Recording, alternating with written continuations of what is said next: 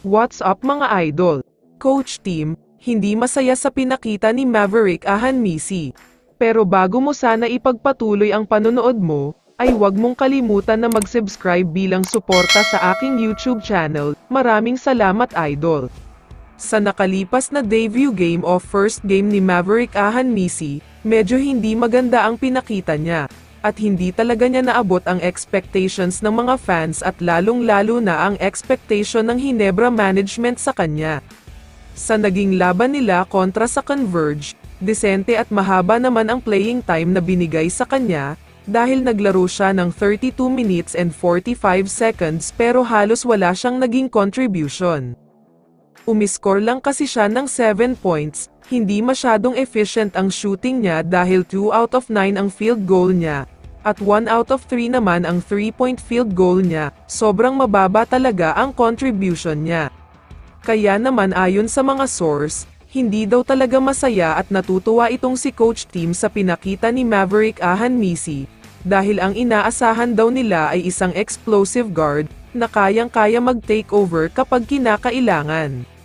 Pero kung napanood nyo nga ang laban ng Hinebra kontra sa Converge, madami na nga ang tira ang hindi naipasok ni Ahanmisi, may mga easy layup pa ang hindi niya naipasok, kaya naman sobrang disappointed daw talaga ang management.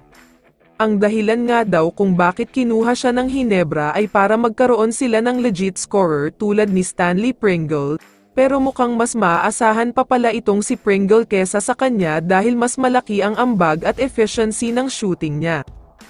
Pati mga fans sa social media ay hindi naiwasan na madismaya sa performance na pinakita ni Ahanmisi, at sinasabi nila na mukhang isang malaking pagkakamali ang pagkuha ng Hinebra sa kanya, dahil hindi naman kagalingan. Pero kung ako naman ang tatanungin, sa tingin ko ay maganda siguro kung bigyan natin siya ng panahon para patunayan ang sarili niya.